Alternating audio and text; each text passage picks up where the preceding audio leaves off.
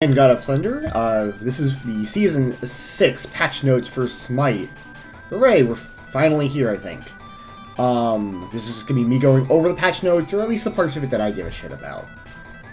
Merlin's coming out. The information here didn't put it out. They did reveal the ultimate earlier today. He is going to have stand switch through an ultimate that does some damage on a 28-second cooldown. So he doesn't get to freely switch, unlike all the other stand switchers. But it is going to be more impactful, and he can go from any of his one of his stances in to either of the other two stances that he needs to get access to with his ultimate. Not enough information to really make a value judgment there, but that's going to be where they're tying it to. I legitimately thought he'd get 3 ultimate level abilities because it's high res. Vaporwave Poseidon, whatever. No one cares. Project Olympus. PS4 users are not going to be part of this because Hi-Rez doesn't have enough money for Sony to care. Literally what it is. Cross progression. This is actually really cool. They're going to try to do something where if you've got progress on one account, on one console, and progress on another console, they're going to try to merge them.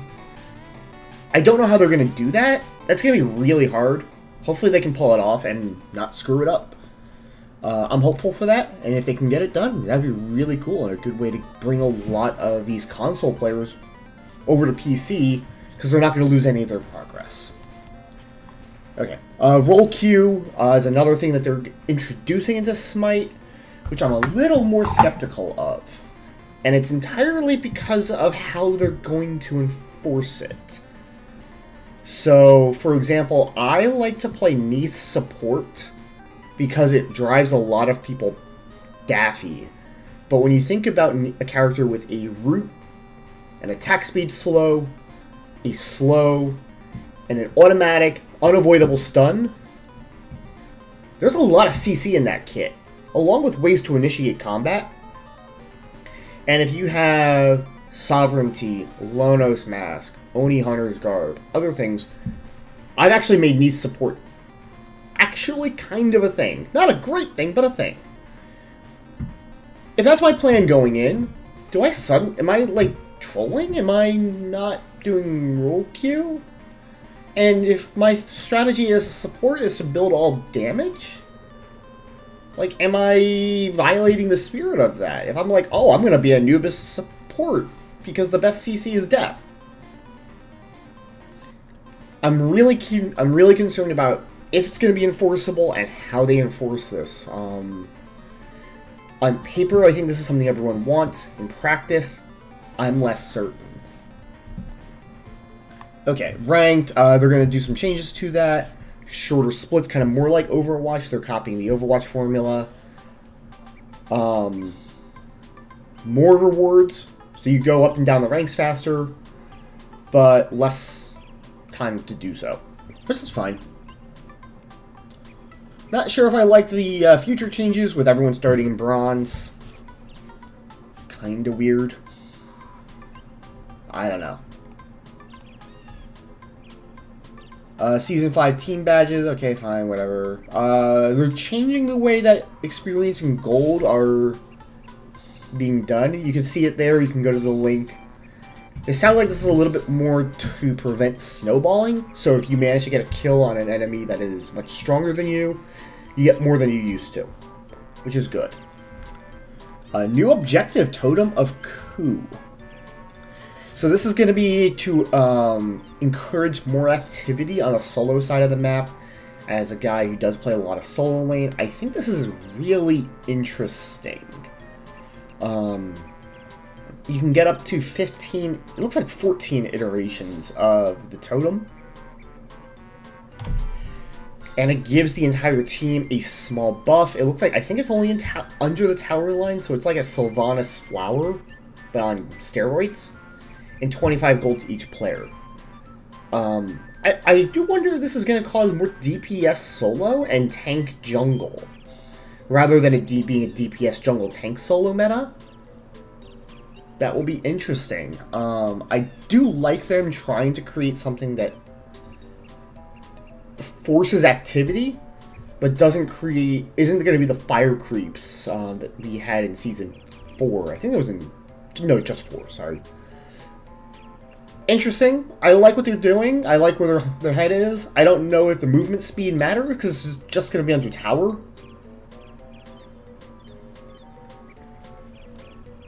But MP5 and gold, I'm game. Less time between minions spawn, but at the same token, you can get to your location quick. You can get to your spots quicker. So I think that's overall good. 30 seconds of your game isn't waiting. I'm happy. A little less happy with the Gold Fury changes. I don't think they're all bad. They're now adding an Oni Gold Fury and a Primal Gold Fury. I'm going to call them Lane Gold Fury and Jungle Gold Fury, because that's really where their benefits are. The Lane Gold Fury, when you kill that, along with not as much gold as you used to get from the Gold Fury, it will buff lane minions, all 3 lane minions, once for 1 wave. The Jungle Gold Fury gives your team a permanent buff to how much damage they do to jungle bosses and creeps. What I don't like, 2 things. For whatever reason now they're reducing the amount of gold that the Gold Fury gives. I don't know if they think, oh, well, it's balanced because of the buff, or if they're consciously trying to slow down gold progression with the Tower of Ku in the game. Because that moves a little bit of the gold away from the... that removes some of the gold away from the duo side of the map over to solo. Maybe that's the objective. I think it feels better, though, if they then adjust the Gold Fury in general and make the Gold Fury, Lane Fury, and Jungle Fury all the same. I think that's a better way to do it. The other thing to understand is that the first Fury is always the Gold Fury, but the second one is random. So you don't know until it spawns, whether it's going to be the Jungle Fury or the Lane Fury. But what you always know, from what I understand, I don't know if the Gold Fury is in this rotation. It might be Gold, Jungle, or Lane. Or it might just then alternate between the 2. I don't think that was ever really clarified. No, sorry. It says it will respawn as one of 2 new Furies. So it's either going to be the second one is Jungle, and if the second one's Jungle, then the 4th, 6th, 8th, and 10th ones will be. Or, alternatively, it'll be the second one as Lane Fury, and then the 2nd, 4th, 6th, 10th, 8th, and 10th will be. I think it would be better if it was on a predictable cycle, so like Gold, Jungle, Lane, Jungle, Lane, Jungle, Lane, always, so it's more predictable. I think that would be better for the game, so you remove an RNG variable. Pyromancer, nothing's really changing. Fire Giant, getting stronger. It's not increasing how much it gives you, but it is getting stronger, that way you can't. Same with the Gold Fury, if I remember correctly. I think they're doing some changes to Gold Fury. Or maybe it's in here. Oh yeah, it's over here. I don't know why they did that. But Fire Giant's going to be stronger. Gold Fury's going to be stronger. Pretty much everything in the jungle is going to be scaling better. All those, probably good changes. We'll see. Fire Giant requires more of a team commit. I think that's fine. Blessings, attackers, defenders, specialists, don't care. Warrior's Blessing is getting a buff. It's actually going to be back to more or less where it once was in Season 4, when it was the best blessing in the game. Now it's going to be giving you 40 health and mana per hit, and more protections when it evolves. They're really trying to focus this as the item to use. Okay. But I think this is now going to make Warrior's Blessing meta. I know they wanted to prevent solo players from using Guardian's Blessing because that's boring. It is. Sorry. But, okay. Horrific Emblem's getting a small nerf. I don't think this is going to ruin the Relic. I do think this might bring some others up to prominence. But you can play around that. I never played Horrific Emblem anyway, mostly because of the random groups that I play with. It's a little bit harder to get to maximize its value, and it's very easy to get nothing out of Horrific. So that's kind of my philosophy towards it. When you're talking about, Pro League play, obviously when teams are coordinated, Horrific's amazing, and I think it's still going to be amazing for them. New item, Elixir of Speed. So for between 400 and 500 more than your boots, you get the boots level speed boost without boots, and it does not stack with boots. Ratatosker's fucked right now. They don't have a rule on Ratatosker, because apparently this does nothing to him. I'll talk about that with I go to gods. I'll have to remind myself to do that. But this essentially lets you squeeze in a 6th item into your build.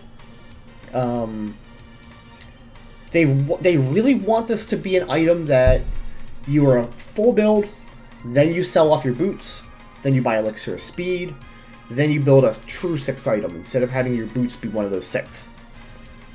Will that happen with its price tag? I don't know. I think there's going to be a lot. There's going to be a lot of people that actually just ignore boots now. So this is kind of this weird balance where they've got to figure out how to make Elixir worth buying late, but also punish people for not buying boots early, because really, this is not much more than boots. And it might be better for a player's power curve to go with that. I'm not sure where the numbers are falling. This is a really interesting item. This is really cool. I just wonder, like, the last time they added a new item, if you remember Rituals. Rituals used to be these powerful, disposable relic-like effects that were just totally they could never rein them into ways that they intended. I wonder if Elixir of Speed goes the same way. I hope not. We'll see. Okay, new item, Doom Orb. This is the mini Doom Orb. This is kind of somewhere in between in power. Same theme, 135 magical power is nothing to sneeze at. They were talking about this like a mid laner would build this item and bam, they can rotate. Because, oh, look, you're getting 12% extra movement speed once you clear out wave. Once you clear out the wave, you've got an additional 36 power, so this is now a 171 power item with 12% movement speed on it. The trouble is that it's 3,200 gold. I don't think you buy the 2nd or 3rd. No better than 4th. And by that point, you're at a laning phase as a mid laner. Like, I don't know how you can get this 3,200 gold behemoth that's intended to make you rotate better. For some gods who don't have a lot of slipperiness, like say for your Alpwashes of the world, say like an Aphrodite perhaps, those kinds of gods who need movement speed because they don't really have anything else, like a Hera, to kind of weave in and out of fights. Obviously they've got other tools, but as far as they don't have like a leap, they don't have a dash, they don't have something like that, they don't have like a Giannis portal. Those gods might like Doom Orb, but not as a 2nd or 3rd make impact gank item. I think they're going to like this as a rotation. They're going to like this as like a late game capstone. Kind of like Ratatouille. I think that's where that fits in. Book of Souls, 10 less power than normal, so the book 2 start with 3 pots might be dead. Especially because I don't think it builds into anything as good anymore. Book of Thoth is now getting nerfed. It's apparently going to be better if you... I think you gotta get like 4 mana items now, but that kind of limits what you can do in your build. Like if you get, if you get that Doom Orb, you're gonna get 9% of its power. It's now gonna be 9% power converting, which is a lot. Is that worth it? We'll see. It is cheaper now, 150 gold cheaper. The stats on the Book of Thoth are still the same. We'll see. I think this becomes more niche than a standard item. But who knows? Soul Reaver is now going to... enemies will take 50% less damage on subsequent hits every 3 seconds. So it used to be if you have 2750 health or above, you take an extra 7%. As a magical damage from Soul Reaver every time, it's going to be 7 to 3.5. This is actually, I think this is a pretty big nerf, and I do think this is actually going to quite hurt Soul Reaver's potency.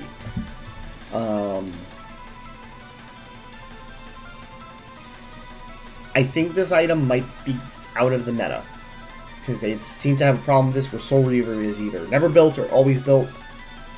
I think we're back to never. I think this kills it. I could be wrong, but I think this kills it. Obsidian Shard. Now it's going to be 2,300 instead of dirt cheap 2,150, but it's going to give you 10 more power. I think this is fair. I think they understand that this is kind of like a... I don't know if this was the use in all game item. I feel like Spear of the Magus was probably that item. I feel like it depended. Like, I thought it was a good balance. Spear of the Magus was really good if one of two situations.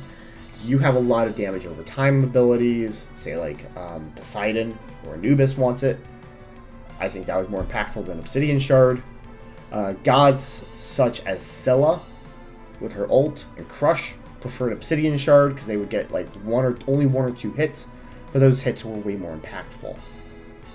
I don't think that really breaks that balance, but I don't know. I think this is an okay change. If you're paying 150 more gold but to get 10 more power off of the Obsidian Shard, I think that's okay. Typhon's Fang. This is actually a pretty big buff. Recall, Typhon's Fang gives you additional power based off of your lifesteal, and additional lifesteal based off of your lifesteal. So this actually is really big. Dynasty Plate Helm, 10 more power. I don't know if this makes it meta. This is your bridge item that gives you power, 30 protections, and 10 penetration. 10 or 15, I think it's 15, now that I think about it more. So 55 power is actually pretty good. I don't know if you're going to go back to the early Season 4 meta where literally every other person bought this item. But this is actually maybe most interesting for some, like, mage junglers. And some mage, like, maybe this might cause a rise in mage solo with this and the Totem Coup. Who knows? Stone of Binding, 30 more power. Sorry, 10 more power, 230. My apologies. And it's going to debuff enemies rather than buff your team. Okay. I understand why they do that. Stone of Binding is actually kind of a fun item. Very underrated by the general community. I think this will make it better. I'm not sure this is a support item, though. I think this might be more like a Guardian solo. But that's okay. Okay, Malice. Malice is stupid now. Malice now, every time you hit an enemy with a crit, you are going to take 2 seconds off every ability that isn't your ult. In theory, you can easily put this item, which is 20% CDR, 20% crit, with Rage, which gets up to 40 when max stacked, with Deathbringer, which is 20, so you're getting 80% crit. 80% of your shots are crit. You could, in theory, have now, if you also have a CDR build, which it would be like Jotun's Wrath. Now, remember, you can do a true 6-item build when you sell off the boots. Jotun's Wrath, it's fully stacked Transcendence, and any 10% CDR item. And now you have, from my calculations, 72% cooldown reduction on your non-ultimate abilities. That is not okay. 72% cooldown reduction in combat. You know, when it matters. That is not okay. This needs to get fucking changed. I just want to point out, 72% CDR in combat. No. Poison Star. Everyone was building Poison Stars, so they're making it slightly less attractive. I thought Wind Demon was still meta. You're making that cheaper. Okay. Odie Bow. I thought everyone was building a Odysseus' bow and a Power Pen build. I thought they were also trying to discourage Power Pen. Now it's 10% more basic attack power, so that's going to do like 15 to 20 more damage per hit. Silver Branch Bow. They still don't understand how this item works. Silver Branch Bow is bad. Silver Branch Bow is bad. I tinkered with the numbers on Apollo, and Apollo never does more damage with Silver Branch than he does with anything else. Like, no build with Silver Branch is better than a Silver Branch free build. Adding 10 power doesn't change that. They thought they could encourage people to build this earlier, is what they said. They can't encourage people to build it at all, because the numbers just don't work. What they need to do with Silver Branch Bow, so the way Silver Branch Bow works is it gives you more attack power if you're over the attack speed cap of 2.5 attacks per second. For those of you who don't know, they need to increase the transfer. They need to increase the conversion rate in order to make Silver Branch Bow even remotely interesting. And I think if they do that, they should take away some of the penetration. Warrior items targeted for 6.1 balance. They made Runic Shield really good. I thought it was already good.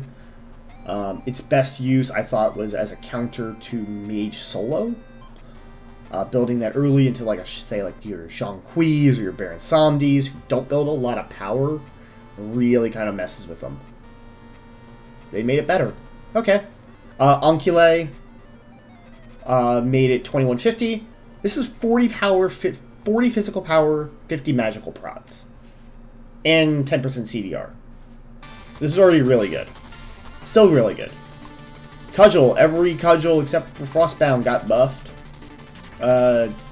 This doesn't matter. 50 health? What? Okay. Shillelagh is now cheaper, so now you can conceivably do a Shillelagh start, which is, I believe, it's going to be like 200 HP, 100 mana. And 15 power now. Blackthorn Hammer, physical power is 35. So for those of you, which I assume is everybody, Blackthorn Hammer has two different effects. Either gives you 50 MP5, so 10 mana per second. If you get 10 mana per second if your mana is below half, and if your mana is below half, it's above half, it gives you 10% cooldown reduction. Now it's going to be only up to give you mana when you're below a quarter, and 3/4 of the times it gives you the cooldown reduction. Okay. I don't know if this is... Nothing seems to make Blackthorn Hammer meta. For its entire existence, it's been useless. I don't know if this changes it. Runeforged Hammer. 15 more power, 50 less health. They were talking specifically about how they didn't want Artemis players to abuse this item. Yeah, they're gonna. The meta dictates that you it's a little bit hard to build into this item because 200 health is not much when you don't have any procs to back it up. And solos kind of need as much tankiness as they can get. Lower levels, casual, elos, you might see this more because 55 power is quite a bit, actually. I think it's now second behind only Bloodforge for items that don't require stacking. So, there's that. Gauntlet of Thebes. Gauntlet of Thebes was already pretty good, getting another 75 health. Okay. This is probably still like a third or fourth build item. They want this to be very, very early. I don't think this is. Still pretty good. It's never the single best item to deal with a specific threat, but it deals with every threat fairly well. For both you and your teammates, because it does a little bit of everything. It's just jack of all trades. Requires stacking, but it gives you physical, it gives you magical defense. So, I don't know. I think this makes support stronger, which is fine. Emerald Talisman and Stone of Gaia are getting buffed. Emerald Talisman is just always going to be a little bit better. Stone of Gaia, its CC healing effect is going to be stronger. That's fine. Shield of Regrowth is getting cheaper and better. This is still kind of tricky to build into. For characters who can make that work, like Hercules, Thanatos, it's still really good. Chalk. I'm always wondering when I build it if I'd rather just have some defense. Spectral Armor, getting a buff. 10 more physical protections, and you also take 10% less damage from crits. I think with the rise of the crit meta again, this is actually going to be a pretty handy item. I don't know if this is better than Hide of the Nemean Lion. They give now the same level of prots, but one of them will always reflect, and the other one is only going to be good against the crit users, so you die a little bit slower. Lono's Mask is actually going to be worse. You're going to do even less damage, you're going to do even less healing with it. The gods you get don't care, that's fine. Rangda's Mask, no one ever used it. I don't remember what its drawback was. Was it just that you took more damage? It might be. Also, the gods who use it don't care, because it's guardians and warriors only. Bomba's Mask, a little bit stronger. This used to be like a mid-lane staple partway through Season 5. But then it fell off the face of the earth when they were mitigating this now, because it used to be you took more damage, you dealt less damage with Bombas. Erlang Shen got buffed.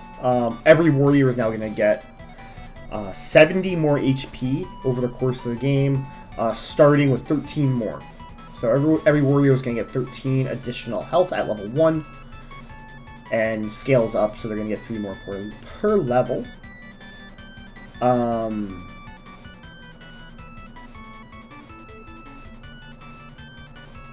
Who knows? I don't know if this is going to be a super huge deal. They were talking like, oh, think about how many times you've escaped with 10 HP. Yeah, that doesn't really happen at level 20. 670 additional health doesn't matter when you take 500 damage from a mage ability.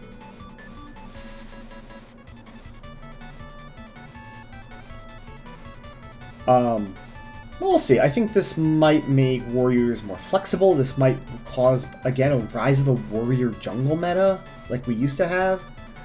I'm not as certain with if this is enough to counteract that whole Tower of Ku thing and warriors' general usefulness, but this and the warrior's blessing might help. Amuzin Cobb is getting some buffs. A little bit better clear. He's going to be able to engage and clear more quickly and poke. Honey is also going to be a lot cheaper. Okay. Anubis is getting a buff for some reason. Anubis tends to excel at lower levels of play, drops off at high-end conquest.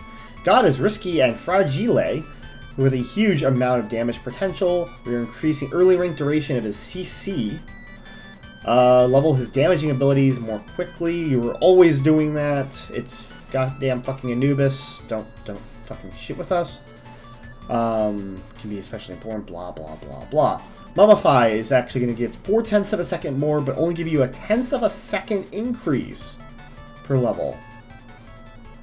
This is a worse wrap it up from Baron Samedi, and they still haven't addressed that. I don't know why. Anubis' problem is not that he doesn't get enough CC time, by the way. Anubis' problem is that he is slower than a whale and shit, and he roots himself for half his fucking kit. And at high levels of play, they can punish that. That's the problem. Low-level, uncoordinated teams can't deal with this god that roots himself for half his abilities. That's his problem. This doesn't change that. It just makes him more curb stompy. No, bad change. Ao Kuang, instead of giving you additional power and lifesteal whenever you execute, I thought that was kind of cool to incentivize aggression. I thought that was a really good change. I liked his passive. Every 20 seconds, he's going to get a stack of Dragon King's Sword every time he has a stack when he doesn't use an ability that isn't his ult, and hits a god. The cooldown Is it of that ability? It might be of that ability. Heals, and Al Kwang heals for 5% of his max health constantly. And an execute will give him 3 stacks. Okay, so he's now always going to be healing, as compared to only when... Okay, fine. I don't hate the ability. I don't think it's as interesting as what he used to have, but fine. Bacchus. Chug now is always going to give 40% Drunkometer. No prots at level 0 at rank 0. That's a big deal. That actually makes that makes Bacchus pretty interesting then. Especially because now he's just going to have that, so he never needs to rank it up until he's level 14. It's going to be the first time that he really has to give a shit. So he can go in, never level it, and, you know, he's now doing extra damage with his belly flops. He's now doing extra damage with his belch. Because he doesn't have to care. He doesn't have to invest that point. He's still going to get it, and it's giving him 40% Drunkometer at all ranks. That's actually a really good buff. Hopefully we'll probably see some more Bacchus after not seeing him at all last year. Bastet, can be powerful in the right hands, but mana costs early and overall presence make it late, make it difficult for her to excel. Claw has a flat mana cost, and Razor Whip getting more scaling. It doesn't really change anything about her.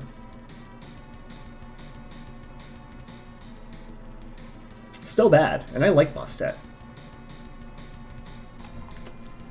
Baron Samedi, still bloated kit, but they're turning down some of the parts that are bloated a little bit. Consigned Spirits now is going to have its scaling healing, but flat healing is going to be reduced by 2.5% of max HP. Life of the party, when it slams shut on somebody, it's getting a 5% max HP reduction. These are good changes. I think this might push him out of solo and might push him out of support. But if you're a mid player, I don't think you're going to notice that too much. Bologna, Eagles Rally is going to do 40 damage more at rank 1. Okay. Sorry, I don't think this matters. 40 damage more on your initiation ult, or who cares, you're running away with it. It's her only leap. So it's going to do one of two things. Either you're going to initiate with it and 40 more damage, I don't think makes or breaks anything. Or you're using it to run away, and so you're trying to not hit an enemy with it, because that's a problem if you do. Fine. Gabrakan, they are changing Tectonic Shift. Instead of this being this like weird like bulb shape, where it was like this rectangle and a smaller rectangle stapled to it in front of Gabrakan, it's now just going to be a one solid rectangle, which makes a lot of sense. I think I liked how it looked before; it was unique, but I get it if it was causing some issues with that. I don't know if it makes him meta or relevant, but it's a good change. Camazotz, get his lifesteal buff is now going to be 5 minutes long and persists through death. Good change. Don't know if it matters. I don't think this really changes anything. He's still a god with only okay damage and no CC. Kernanos, starting with 20 more damage off the Bramble Blast. Still scales to the same amount. Wild Hunt does up 10 seconds faster. Good changes. Kernanos is early clear. I don't know if it was the problem. I don't feel like that was the problem on Kern. I feel like it was a lot. I don't know. We'll see. Especially because it doesn't cap at anything higher. You weren't using Fafnir for damage. This change doesn't matter. 20 more flat damage off of a guy with no scaling because he's a guardian and you're playing him support. Fafnir is Suffering because he really, really needs other characters with, he needs auto attackers on it surrounding him to be good. He's like this, to make Coerce any good, and thus him any good. This doesn't matter. This does not matter. Hera, Argus is now going to be 20 more seconds on cooldown. Okay. Forces you to prioritize cooldown reduction items. I'm okay with that change. Hera was quite strong. One of those band gods. Totally okay with that. Hercules. He flings boulders at people more often. I guess without re-kitting him, that pull-push combo is obnoxious and does shitloads of damage, and then his other ability is his heal. They really couldn't tool up too much with him, other than maybe changing his passive for like the 7th time.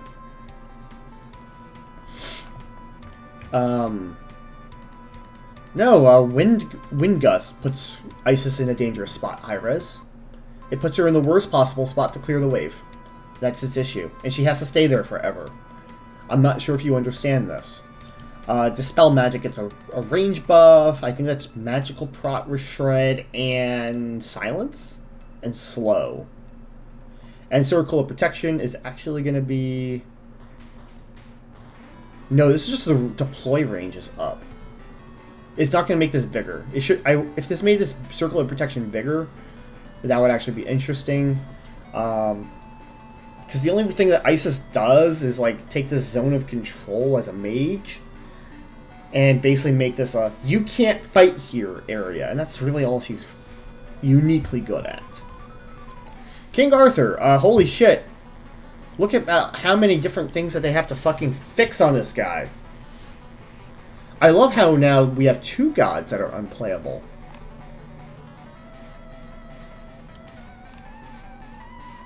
They gave you a little more on Bladestorm, 2 energy instead of 1, so you get 4 total. Sundering Strike, I think...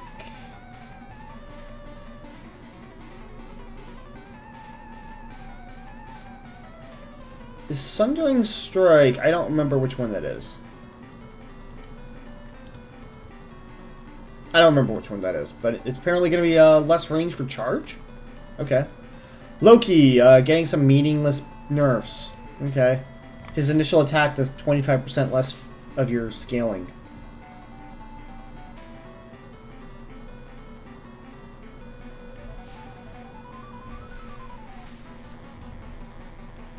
Osiris, 10 more damage. 10 more damage at all ranks with Sickle Strike. 5 more damage. Ooh, 5 more. With Spirit Flail. Who gives a shit? It's 5 damage is useless. Even at rank 1. This whole new meta with this pressure solo side might make Osiris better anyway, especially with more health, especially with Warrior's Blessing being good. Warrior's Blessing into a Berserker Shield is something I could see having a lot of value. Who knows? But 5 damage is meaningless. Pele, you're nerfing her passive again. What a shocker. Poseidon, he's getting a buff to his physical protections. Believe it or not, Poseidon was, even amongst mages, the least tanky god in the game on the physical side. He had the worst physical defense scaling, so they're bringing him up to par with other mages. Meaningless, but when you looked at the charts of like tanky, like the least tanky mages, Poseidon was just this weird outlier that you couldn't explain or justify. Thoth is doing more damage. Evade him, but his dash and stun no longer stuns. It's now going to root the first target and hit multiple targets. It used to it's gone through a bunch of iterations. Its current one would stun, but only, excuse me, stop on the first god hit. Excuse me. This is actually a pretty big buff, I think, anyway. Already pretty good. Like, it's just that his ceiling, in order to use him properly, given his range and how much he had to coordinate and communicate, it was a skill ceiling that was basically vertical. I think this puts him back into the SPL quite a bit, now that he can just swing entire team fights with this long, piercing, slow, and a little more damage, and a 20% more scaling off the final judgments, which is ridiculous. Zeus, last guy, I swear I can stop talking, this is great. This video's gone along long enough, but when you think that the patch notes were actually 4.5 hours to get through all of this, I apologize for this video being long, but still. Zeus, his early clear is worse. Detonate Charge is actually going to be nerfed at low levels, low ranks, but the scaling is actually same with the Lightning Storm, his ult. It's actually going to do less damage at early ranks, but late ranks is going to do more. Zeus was already able to use his snowballing. If like you snowballed with Zeus, he did a lot. Now they're just making it way harder to snowball, but he doesn't quite suck as much late game. When he didn't really suck late game, he's going to be better. Detonate Charge at rank 1 is an overall nerf, but at rank 5, if I remember, it's like a 30 base power and 6% scaling. And Lightning Storm obviously is going to be 20 more damage and 5% more scaling per hit. So we'll see. I feel like this doesn't really change much. They said this is supposed to be a buff to Conquest and a nerf to all other modes. We'll see. Anyway, if you got through all of this, either you didn't watch the 6.1 patch notes, because I did try to go through this as quickly as I could, or you really like the sound of my voice, in which case I pity you. Thank you for watching. Take care. Make sure you follow, upvote, subscribe, whatever. I don't really do YouTube. I do Twitch. Make sure you follow me on Twitch, twitch.tv/DanGodOfThunder. Follow on Twitter. I do give away skins as well. So take care. See ya.